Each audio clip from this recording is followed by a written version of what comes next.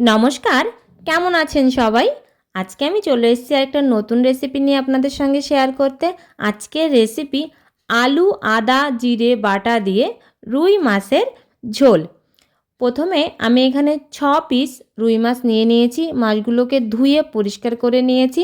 আর এবার মাছে নুন আর হলুদ দিয়ে মাছের গায়ে নুন হলুদটা বেশ ভালো করে লাগিয়ে নেব। অন্যদিকে কড়াই গরম হতে দিয়ে দিয়েছি। কড়াইটা গরম হয়ে গেলে দিয়ে দিলাম পরিমাণ মতো সর্ষের তেল। তেলের মধ্যে একটুখানি নুন দিয়ে দিলাম। এই নুন দিলে মাছটা ভাজার সময় তলায় লেগে যাবে না, মানে কড়াইতে লেগে যাবে না, তাই দিয়ে দিলাম নুন। নুন দিয়ে মাছগুলোকেও আমি দিয়ে দিলাম।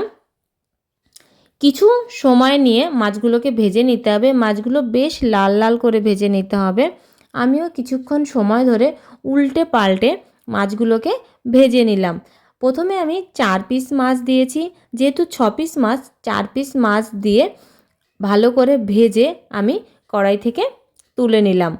আর তারপরে আরও 2 পিস মাছ দিয়ে আমি আলাদা করে ভেজে তুলে নিয়েছি। মাছগুলোকে ভেজে কড়াই থেকে তুলে নেওয়ার পর কড়াইতে যে তেল রয়েছে ওই তেলেই আমি দিয়ে দিলাম কেটে রাখা আলুগুলোকে আমি লম্বা লম্বা করে কেটেছি, কেটে ধুয়ে নিয়েছি আলুগুলোকে। আর এবার আলু ভাজার জন্য আমি দিয়ে দিলাম নুন আর হলুদ। নুন হলুদ দিয়ে অনেকটা টাইম ধরেই, মানে বেশ কিছুক্ষণ সময় ধরে আলুগুলোকে বেশ লাল লাল করে ভেজে নিয়েছি।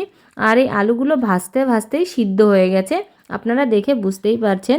আলুগুলোকে বেশ লাল লাল করে আমি ভেজে নিয়েছি। এবার কড়াই থেকে আমি আলুগুলো তুলে নিলাম।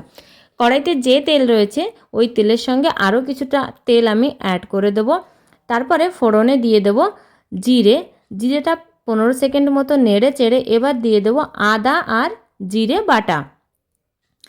আদা জিরে আমি শিলে বেটে নিয়েছি। আদা জিরে বাটা দিয়ে দিলাম পরিমাণ মতো লঙ্কার গুঁড়ো, হলুদ গুঁড়ো। লঙ্কাটা নিজেদের টেস্ট অনুযায়ী দিতে হবে। তারপর কিছুক্ষণ আমি মশলাটা ভেজে নেব। বাটি ধোয়া জলটাও দিয়ে দিলাম। মশলাটা কষিয়ে নিতে হবে। যেহেতু আদা জিরে অনেকক্ষণ ধরে ভাজার প্রয়োজন নেই, রসুন পেঁয়াজ দিলে অনেক টাইম ধরে ভাজতে হয়। আদা জিরে তো কিছুক্ষণের মধ্যেই কষানো হয়ে যায়। তো মশলাটা কষানো হয়ে গেলে এবার আমি ভেজে রাখা আলুগুলো দিয়ে দিলাম। আলুগুলো দেখে বুঝতেই পারছেন আপনারা যে আলুগুলো ভাজার সঙ্গে সঙ্গে সিদ্ধও হয়ে গেছে। তো মশলার সঙ্গে আলুগুলো বেশ ভালো করে কষিয়ে নিতে হবে। কিছুক্ষণ ধরে বেশ ভালো করে কষিয়ে নেওয়ার পর এবার আমি হালকা গরম জল দিয়ে দিলাম। ঠান্ডা জল দিলেও কোনো ব্যাপার নেই, কিন্তু হালকা গরম জল আমি দিয়ে দিলাম। জল দিয়ে এবার কিছুক্ষণ রান্না করে নিতে হবে। তো জল যখন ফুটতে আরম্ভ করেছে তরকারিতে, তখন আমি মাছগুলো দিয়ে দিলাম। মাছগুলো দিয়ে বেশ কিছুক্ষণ সময় নিয়ে রান্নাটা করে নিতে হবে। এখানে আমি একটুখানি নুন দিয়ে দিলাম। নুনটাও নিজেদের টেস্ট অনুযায়ী দিতে হবে। আমি 5-6 মিনিট সময় নিয়ে রান্নাটা করে নেব। এইভাবে আলু দিয়ে আদা জিরে বেটে রুই মাছের ঝোল যদি রান্না করা যায় তাহলে দুপুরবেলা ভাতের সঙ্গে আর কিছুই লাগবে না। দেখতে দেখতে 4-5 মিনিট ধরে আমি রান্নাটা করে নিয়েছি। এবার আমি দিয়ে দেব ভাজা মশলা।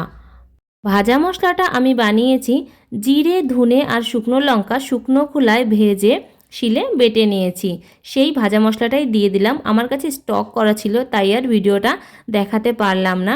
ভাজা মশলা দিয়ে মিনিট খানেক সময় ধরে রান্না করে নিলেই রেডি হয়ে গেল আদা জিরে বাটা দিয়ে রুই মাছের ঝোল। এটা খেতে কিন্তু অসাধারণ লাগে। আর দুপুরবেলা ভাতের সঙ্গে যদি এক পদই থাকে না, এতেই 1 থালা ভাত খেয়ে নেওয়া যাবে, কোনো ব্যাপার হবে না। রেসিপিটি ভালো লাগলে লাইক শেয়ার কমেন্ট করবেন। সবাই ভালো থাকবেন, সুস্থ থাকবেন। আজকের মতো টাটা।